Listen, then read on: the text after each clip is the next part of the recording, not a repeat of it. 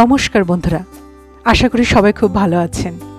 আমি মোম সরকার ভট্টাচার্য আবারও চলে এসেছি আপনাদের সামনে অরুণাচল প্রদেশের তৃতীয় পর্ব নিয়ে। আর এরকমই একটা কুয়াশা ঘন রাস্তা দিয়ে আমাদের ট্রাভেলার চলেছে দিরাং থেকে তাওয়াংয়ের উদ্দেশ্যে। গত দুটি পর্বে আমি অরুণাচল সম্পর্কে যে ইনফরমেশনগুলো শেয়ার করেছি আপনাদের, আশা করি আপনাদের হেল্প করবে। আর আগামী পর্বগুলোতেও ঠিক এরমভাবেই প্রচুর ইনফরমেশন শেয়ার করে যাব। সুতরাং সঙ্গে থাকুন আর দেখতে থাকুন।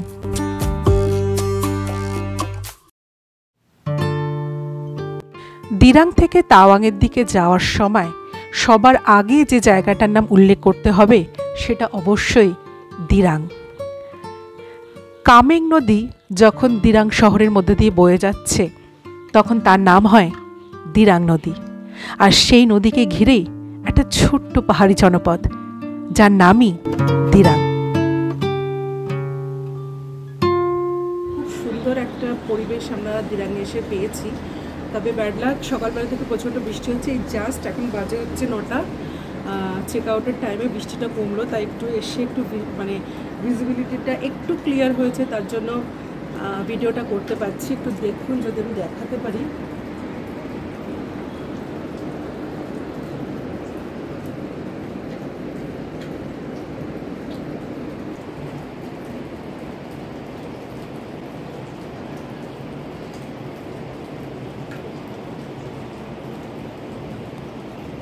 এই ভিউটা পুরোপুরি আমাদের হোটেল থেকে পাওয়া যাচ্ছে, দূরে কোথাও যেতে হয়নি। খুব সুন্দর পাশ দিয়ে দিরাং নদী বয়ে যাচ্ছে, তার শব্দে কালকে সারা রাত এখনও পর্যন্ত প্রচণ্ড জোরে শব্দ। নদী বয়ে যাওয়ার যে এত জোরে শব্দ হয় প্রথম আমি এসে দেখলাম। খুব সুন্দর লাগছে দিরাং। এখন যাব আমরা তাওয়াংয়ের উদ্দেশ্যে। তবে যাওয়ার পথে প্রচুর স্পট আছে, সেগুলো কভার করব, সেগুলো অবশ্যই আপনাদের সাথে শেয়ার করব। কিন্তু দুঃখের বিষয় হচ্ছে যখন থেকে অরুণাচল প্রবেশ করেছি তখন থেকেই প্রচণ্ড বৃষ্টি হচ্ছে, বৃষ্টি যেন স্বাদ ছাড়ছেই না। আর যেহেতু এটা অলরেডি মের এন্ডে, সেহেতু অরুণাচলে যেহেতু আগেই বর্ষা শুরু হয়ে যায়, তাই বর্ষা মনে হয় এসে গেছে, তাই লেগেই আছে। এখন ওই দিকটা দেখতে পাচ্ছি একটু ভিজিবিলিটি ক্লিয়ার হচ্ছে। এখন জানি না ওই দিকে মেঘ উঠেছে, কারণ পাহাড়ের ব্যাপার স্যাপার বোঝা যায় না, সবটাই আনপ্রেডিক্টেবল ব্যাপার। তো যেটুকু দেখা যাচ্ছে সেটুকু আমি একটু দেখাই আপনাদেরকে। শহরের ঠিক পাশ দিয়ে বয়ে গেছে এই দিরাং নদীটা, যার শব্দটা আমার ভিডিও ধরতে পারবে কিনা জানি না, কিন্তু প্রচণ্ড জোরে শব্দ হচ্ছে নদী বয়ে যাওয়ার। আর যেহেতু বৃষ্টি হচ্ছে সেহেতু তার স্রোত যথেষ্ট বেশি। এটা পুরো সেই জর্জ টাইপের, মানে ঠিক বলে না উপত্যকার মাঝখান দিয়ে নদী বয়ে আসে, ঠিক সেরকমই একটা আর্কিটেকচার বা সেরকম একটা স্ট্রাকচার তৈরি হয়েছে।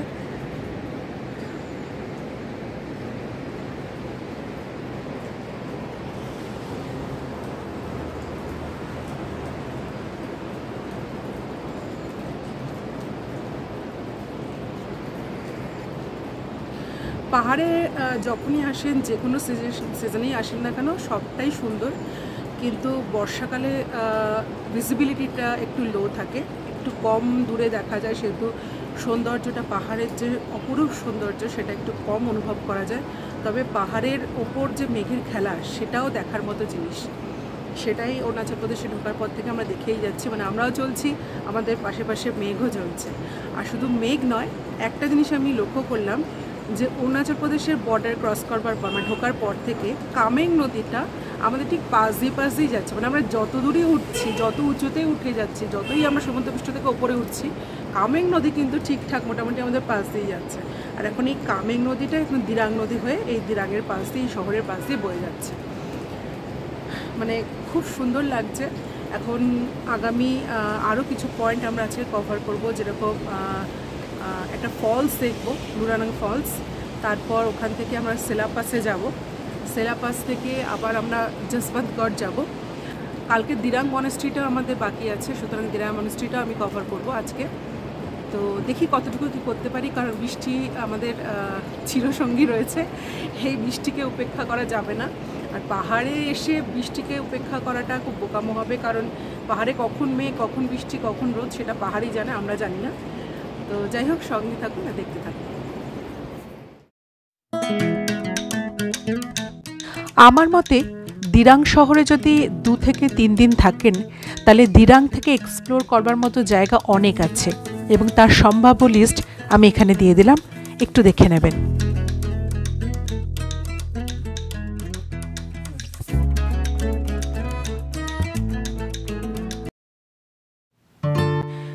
দিরাং থেকে বেরিয়েই আমাদের প্রথম স্পট ছিল দিরাং মনেস্ট্রি। আর দিনের শুরুতেই এমন একটা স্পট দিয়ে আমাদের শুরু হয়েছিল যেখানে গিয়ে আমাদের মন জুড়িয়ে গেছিল। মনেস্ট্রি তো অনেক জায়গায় থাকে, কিন্তু দিরাং নদীর সামনে এরকম প্রাকৃতিক সৌন্দর্যে ঘোরা মনেস্ট্রি আমি তো আমার জীবনে খুব কম দেখেছি। এক কথায় যাকে বলে অনবদ্য। শুধুমাত্র দিরাং মনেস্ট্রির উপর তৈরি করা একটা সুন্দর ভিডিও আমি আমার ইউটিউবে শেয়ার করেছি এবং তার লিঙ্ক আমি আপনাদের জন্য শেয়ার করে দিচ্ছি।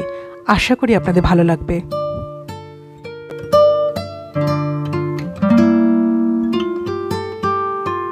মনেস্ট্রির পর আমরা যাব সিলাপাসে, সুতরাং সঙ্গে থাকুন আর দেখতে থাকুন। আমাদের এবার নেক্সট ডেস্টিনেশন সিলাপাস। দিরাং থেকে সিলাপাসের দূরত্ব প্রায় 66-67 কিলোমিটার। আর যেহেতু পাহাড়ের শুধুমাত্র চড়াই রাস্তা উপর দিকে ওঠা, সেহেতু সময় একটু বেশিই লাগবে, যেমন 3 থেকে 4 ঘন্টাও লাগতে পারে। সুন্দর অলঙ্কৃত এই গেটটি একদম পশ্চিম কামেং জেলার শেষ আর তাওয়াং জেলার শুরুতে অবস্থিত, মানে বর্ডার এরিয়াতে। যেই আপনারা গেটটাকে ক্রস করবেন তখন আপনারা ঢুকে যাচ্ছেন তাওয়াং ডিস্ট্রিক্টে। বোর্ডে উল্লেখ করাই রয়েছে যে তাওয়াং মোটামুটি 76 কিলোমিটার। সুতরাং আর দেরি না করে এবার আমরা উঠে পড়লাম ট্রাভেলারে। অবশেষে সেই অতি প্রতীক্ষিত জায়গা সিলাপাস। কেন অতি প্রতীক্ষিত জানেন? ভিডিওতে তো কিছুই দেখা যাচ্ছে না। যখন আমরা সিলাপাসে গিয়ে পৌঁছালাম তখন এতটাই বৃষ্টি হচ্ছে যে ট্রাভেলার থেকে নামা পর্যন্ত যাচ্ছিল না।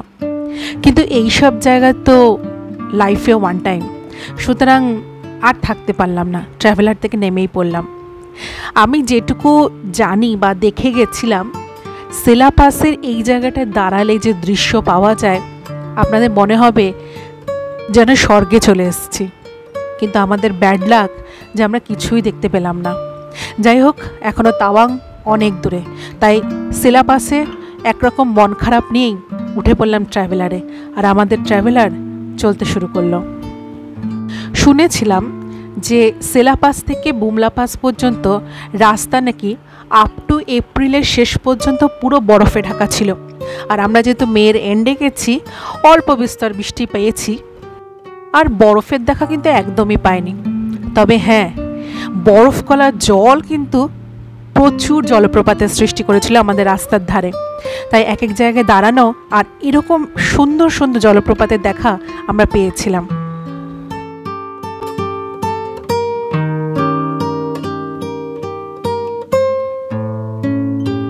নাম না জানা এই ওয়াটারফলসের পাশে আমাদের লাঞ্চের ব্যবস্থা করা হয়েছিল।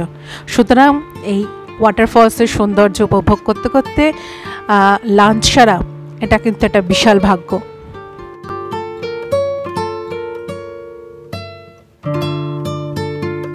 সিলাপাস থেকে টুয়ার্ডস তাওয়াং, আর ঠিক তার মাঝখানে এরকম একটা ওয়াটারফলস রয়েছে, খুব সুন্দর। এখনও পর্যন্ত নাম জানতে পারিনি, পরে হয়তো নাম জানতে পারবো। এখানে দাঁড়িয়ে প্রচুর ফটোগ্রাফি করা হয়। আমাদের একটু পরিকল্পনা আছে, আমাদের লাঞ্চটা হবে ঠিক এখানে। একটু হাতে টাইম পাওয়া যাচ্ছে একটু সুন্দরভাবে, তবে একটু ফগি ওয়েদার, তার জন্য কিছুই মানে ঠিকমতো দেখা যাচ্ছে না। দূরের যে নৈসর্গিক সৌন্দর্যটা সেটা ধরা পড়ছে না, তবে এই ওয়াটারফলসটা খুব সুন্দরভাবে দেখা যাচ্ছে। মোটামুটি খুব ঠান্ডা লাগছে, এরকমভাবে দাঁড়িয়ে থাকা যাচ্ছে না। মাথায় পুরো ভালো করে ঢেকে ঢেকে নাকের মধ্যে ঢেকে হাত পাতও ঠান্ডা লাগছে। সুতরাং মোটামুটি এটা মোটামুটি মের এন্ডে এসছি আমরা, তার সাথে বৃষ্টির সাথে তো রয়েছে, কিন্তু ঠান্ডাটাও কিন্তু রয়েছে। বরফ তো আমি দেখলাম না আপ টু সিলাপাস পর্যন্ত। এখন যদি বুমলা পাসে গিয়ে কিছু পাই, তবে আমার যেটুকু মনে হচ্ছে বুমলা পাসে আমরা পাবো না, তবে যেটুকু পাচ্ছি সেটাই যথেষ্ট, বরফ না পেলেও কোনো আক্ষেপ নেই।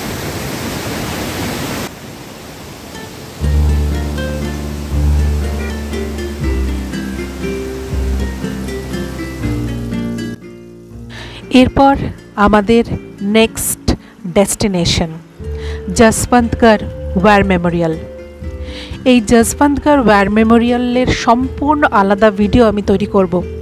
সত্যি কথা বলতে গেলে এই জায়গার মাহাত্ম্য বোঝাতে যদি আমি চাই তাহলে কিন্তু একটা ভিডিও যথেষ্ট নয়, তাই আমি এর জন্য আলাদা একটি ভিডিও করব এবং আপনাদের সাথে শেয়ার করব। কিন্তু ওই একটা কথা, যখন গিয়ে নামলাম প্রচণ্ড বৃষ্টি, ছাতা মাথায় নিয়ে আমরা ভেতরে ঢুকলাম আর দেখলাম সেই মহান বীরের একটি মূর্তি, যশবন্ত সিং রাওয়াত।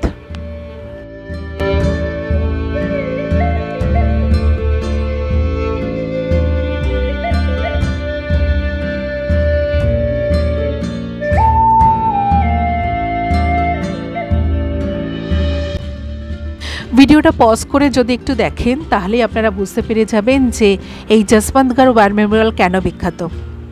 তবে যদি ছোট্ট করে একটু গল্প বলি তাহলে এই সেই জায়গা যেখানে মহান বীর যশবন্ত সিং রাওয়াত তার শেষ নিঃশ্বাস ত্যাগ করেছিলেন, আর এই সেই গাছের গুড়ি যার নিচে তিনি তার প্রাণ ত্যাগ করেন।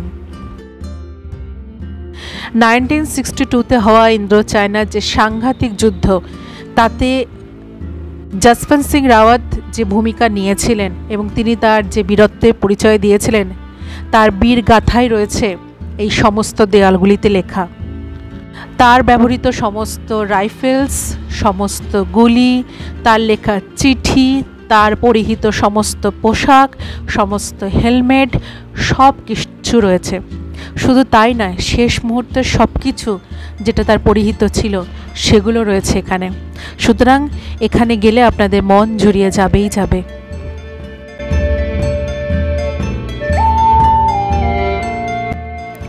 যশবন্তগড় ওয়ার মেমোরিয়ালে এলে একটু হাতে সময় নিয়ে আসবেন। দেয়ালে লেখা প্রত্যেকটা লেখা খুব মন দিয়ে পড়বেন, তাহলে বুঝতে পারবেন বিভিন্ন সময় আমাদের ভারতীয় সৈন্যরা কীভাবে আমাদের দেশকে রক্ষা করবার জন্য আত্মত্যাগ করেছেন, আর তাদের প্রতি শ্রদ্ধা আমাদের আরও বেড়ে যাবে।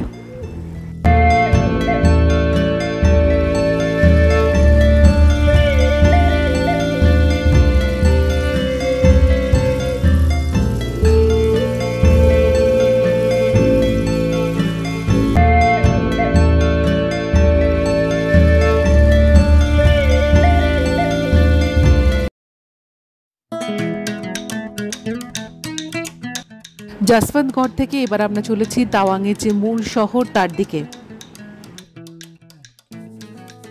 যশবন্তগড় থেকে আরও 50 কিলোমিটার দূরে অবস্থিত মেন তাওয়াং সিটি। আর আবারও আঁকাবাঁকা পথ পেরিয়ে অবশেষে সন্ধেবেলা গিয়ে আমরা পৌঁছালাম আমাদের তাওয়াংয়ের যে হোটেল, সে হোটেলে। খুব টায়ার্ড ছিলাম, তাই আর বেশি ভিডিও করতে পারিনি। সুতরাং আবারও আপনাদের সাথে দেখা হবে পরের ভিডিওতে। সুতরাং সঙ্গে থাকুন আর দেখতে থাকুন।